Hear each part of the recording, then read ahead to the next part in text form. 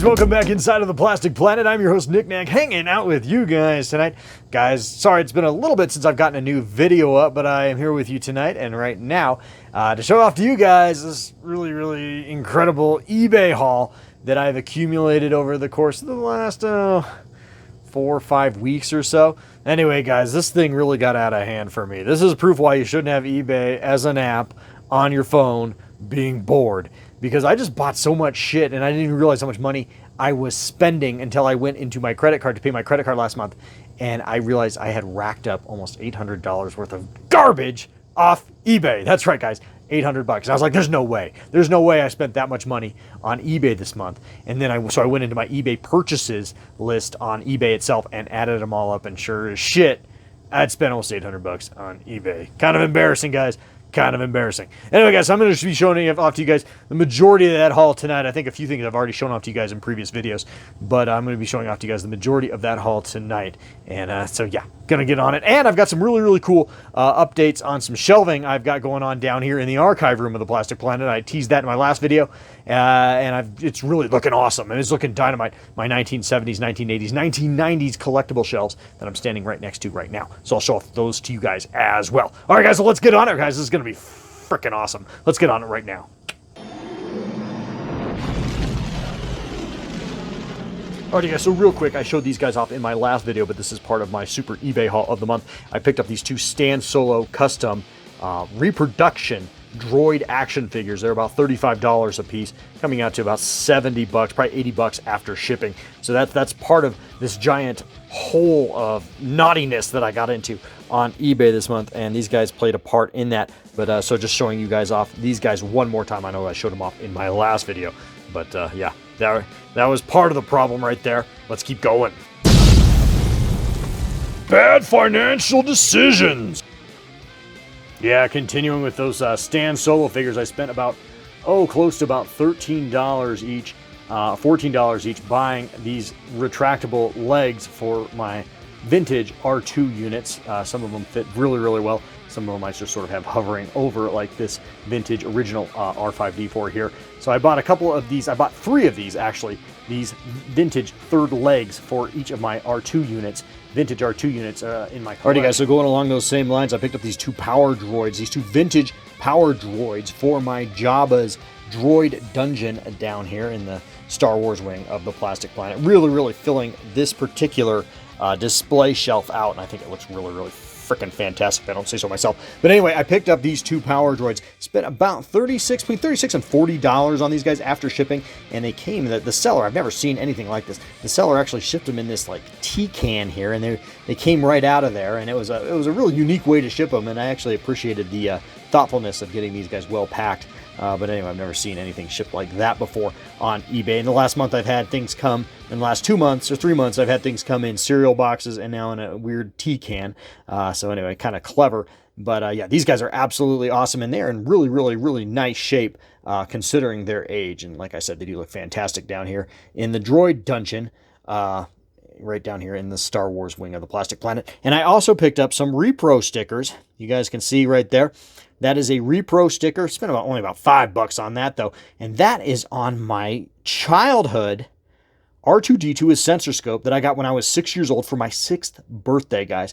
Got this for my 6th frickin' birthday. And he lost his leg some point in my childhood, and lost, of course, his sensor scope. And he's just been sitting as just a torso in a bin forever. And so I got him some repro stickers and actually attached him to the floor here on the droid dungeon. There's a little dome there. I just hover him right over that, and he just kind of looks like he's a component, like a droid there that's been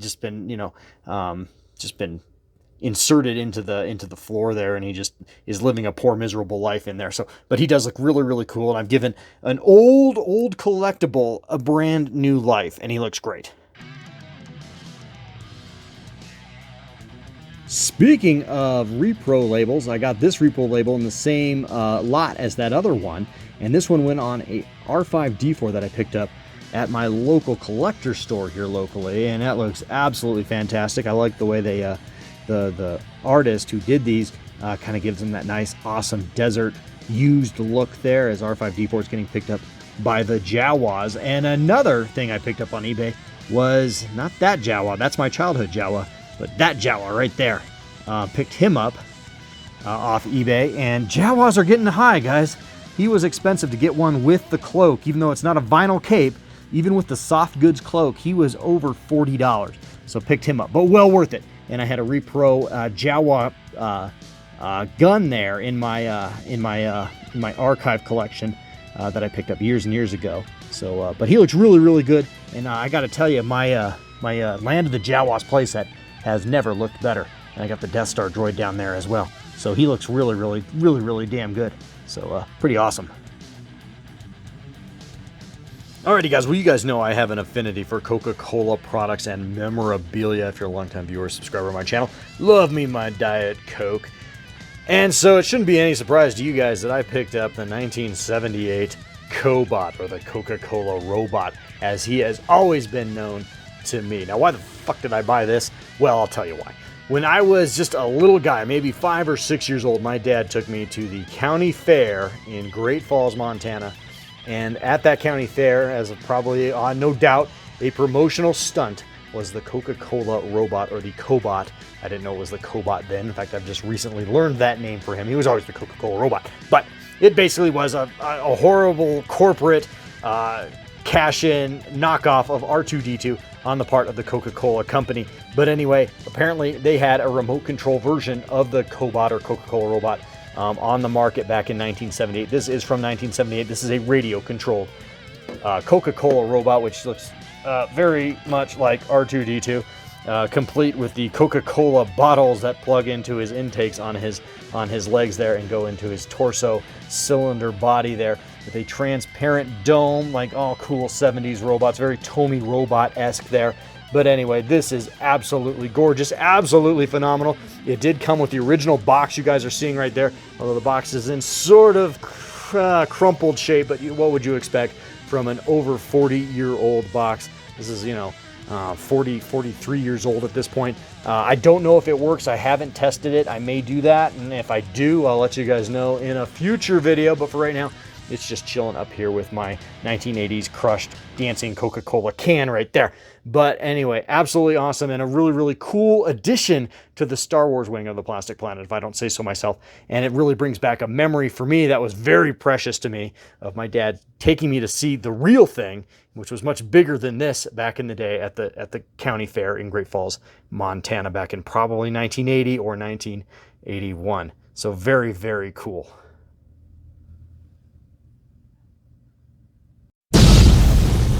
You're never gonna retire, dumbass! Alrighty, well that is enough for the Star Wars wing tonight. Let's head on downstairs here into the arcade/archive room of the Plastic Planet that I have got going on down here. Should be really, really awesome. And I was talking about those shelves in the intro to the video, and here they are, looking absolutely awesome. I've got some lighting on them, and they're looking great. So let's check it out. Alrighty guys, from 1998 I picked up, and I've been on a real Beavis and Butthead kick lately, guys, as you guys may know. I kind of got into those from the reaction figures that came out in mass retail just recently, but I really wanted to get these more action collectibles from 1998. A couple YouTubers have had these in their collection, and I just thought they were absolutely amazing. So I picked up this one on card, paid $76 for this Beavis. And he looks absolutely fantastic. Now, my goal was to get Butthead and just maybe keep him on the card, both of them on the card, just because I just can't bring myself to open this. But I got lucky and found 2 loose ones up here, and there is Butthead. These aren't the radioactive versions. They have radioactive versions of these that are also kind of like glow in the dark, which is kind of a dumb gimmick. I wanted the real versions, or the the original versions. And so I found both of these. There's the Beavis, there's the Butthead. They don't have all their accessories, and I overpaid, guys. I way overpaid on this. The seller had a best offer, and I wasn't fucking around. I didn't want to do an auction for them because I really wanted the Butthead, and the Buttheads are really hard to find. There's times when there's just none available on eBay or anywhere. So I wasn't fucking around. I offered the seller $100 for both. He accepted instantly. And so yeah, now they're in my collection. So again, I totally overpaid. I will own that. I totally overpaid on these. but I love them. They are very, very cool, and I have absolutely no buyer's remorse whatsoever. Now, I also got this couch remote talking Beavis and Butthead. It's like a statue, basically, but what you did back in the day, is it has batteries, and you'd put it up on your couch, up on your television set, and you guys can see that little square there underneath the couch. That's a sensor, and you would point your old school 1990s technology remote control at it. You know, the modern remotes you get from your cable company or satellite company wouldn't work on these, but an old school remote would. And this one might work, it might not. I don't know. I haven't tested it. I don't really care to. But anyway, picked these guys up for about 76 bucks, and they are absolutely awesome. They didn't quite sit upright, so I actually have them sitting on top of some 3 3/4 inch Jabba the Hutt pillows that came with my Hasbro Jabba the Hutt modern version from a couple years back. And he came with so many damn pillows, he's not going to miss those. But I actually think those pillows really prop them up really, really nice. And so, yeah, they are looking really, really dynamite. This shelf looks incredible. The back pictures I have in there accenting the figures, those came out of that Beavis and Butthead calendar that I showed off in that memories video I had just a couple months ago, where I found a bunch of crap in envelopes from my childhood. Anyway, so I cut that calendar up and basically put some of my favorites in these 8x10 frames, and I think they look absolutely awesome. And I got Butthead over there as well on the side of the shelf by my Transformers. So anyway, this is one of my very favorite shelves. I've got it lit up now, and it looks really, really good. So again, I overpaid on all this stuff, no doubt. I'll own that. I overpaid on this Beavis and Butthead shit, but it's now in my collection. It's an instant collection. I probably don't need to buy too much more Beavis and Butthead stuff for my world here in the Plastic Planet, but I love what I have, and it looks really, really good. What a hell of a shelf. Love it.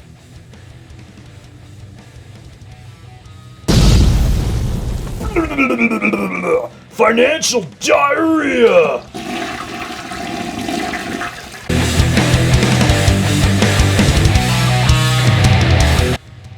Alrighty guys, moving up the shelf. If you're a longtime viewer, subscriber, you know, well, one of our official mascots here on the Plastic Planet, I do have a couple of them, but one of my lesser mascots here on the Plastic Planet has always been Roger the Adventure People scuba guy from the Adventure People shark set. Well, Roger's grinning ear to ear there, guys. He's a happy motherfucker, because I finally picked up his boat.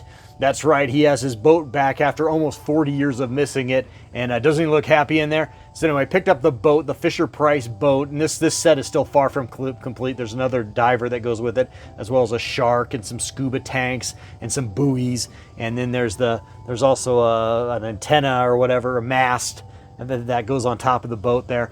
So anyway, it's far from complete, but it's looking better, and I may pick up pieces as I go along off eBay. But anyway, Roger's a happy motherfucker because he's got his boat back. Paid about $30 for that boat, and it looks really, really cool.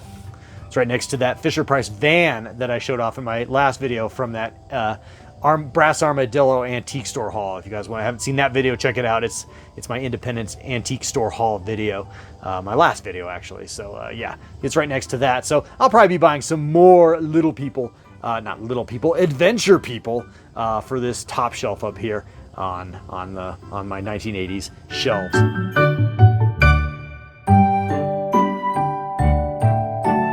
Well, what other stupid shit did I buy? Well, guys, I bought some Captain Power Love.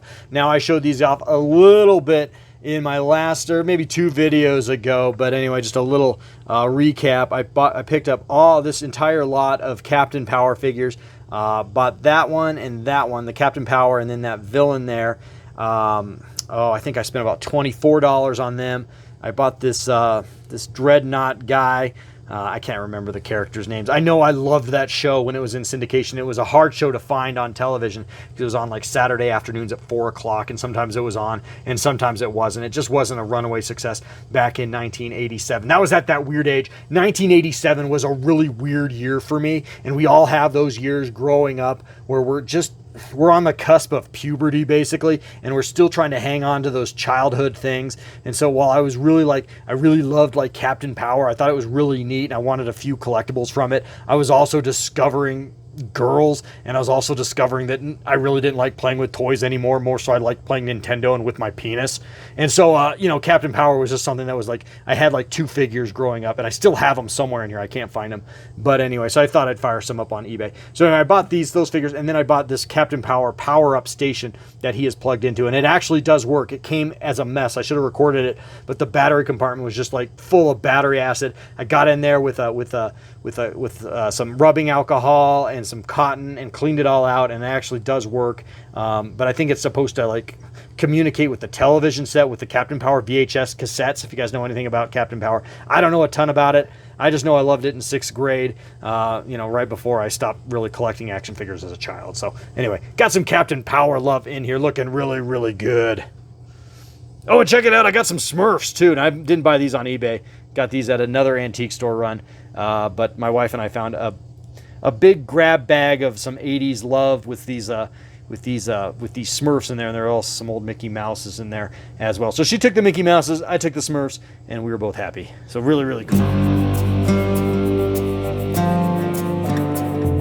Well, I also got some Dukes of Hazzard love down here, guys. I just absolutely love that show so damn much, and it was just such a big part of my childhood, being 6 years old and digging on the Dukes of Hazzard, that I always wanted to get a really nice Dukes of Hazzard shelf. I'm still working on it. It's still a work in progress. I may do more with this, but anyway, to kind of accent both my really cool modern Generally car, as well as that Mego Generally with the Bo and Luke Mego action figures that I recently restored and bought this last winter. I picked up that 8x10 of Bo and Luke there in Hazard County, and the lights aren't real great down here for that. But anyway, I might raise it up a little bit in the shelf. But anyway, so I got that to kind of contextualize all that 8x10 of Bo and Luke from the Dukes of Hazzard. I also bought, I don't know if it works, I don't care, I'm never going to test it.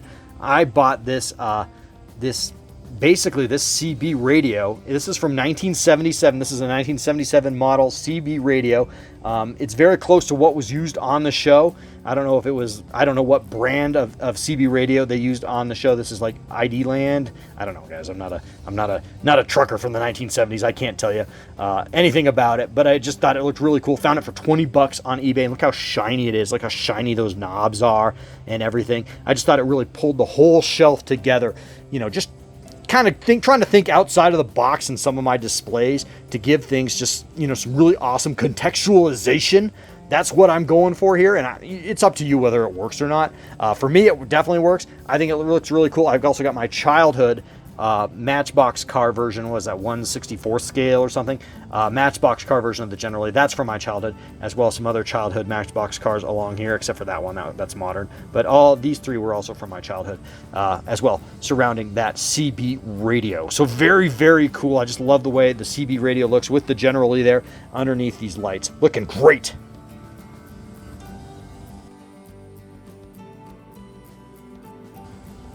Guys, I have no idea why I fucking bought this. I really don't. But it looks so cool. This is a 1971, I think, play school McDonald's. That's basically like in sort of the little people ilk sort of play category, although these obviously aren't little people, all the little customers in here. Anyway, this is far from complete. The original set came with playground equipment and some cars and some other things. One thing that the sign plugged into, I don't have that, so it's kind of bumped up against the restaurant there. But anyway, this did come with some food trays and everything. You guys can see, I don't want to get it all out, and I'm not going to review it, but you guys can see you got the McDonald's employees there, and you got everyone rolling in there to get some McDonald's. There's one of the trays there. She's got a Big Mac and fries and a shake there. Anyway, man, I don't know. This is just so damn cool. Again, from 1971, I think, and I only paid $35 for this whole set. Looking really, really cool next to my Tomy robot. And then, of course, I also have been adding on to my McDonald's 1970s glass collection. I added Ronald, and I also added the old school OG Hamburglar. So yeah, I got to get my McDonald's land characters all set up back there in vintage glassware, which is really, really cool. So anyway, there is my McDonald's restaurant. Yeah, there's a reason why my YouTube channel never gets any traction, because one week I'm reviewing a fucking Hot Toys figure, and the next week it's a 1971 play school McDonald's playset. Give me a break. No wonder I can never get any traction on YouTube, but it's okay, man. This is the genuine collector experience that I try to give you guys. And, you know, we're small, but we're awesome. That's what I like to think anyway. Yeah, pretty cool. What a fucking dipshit.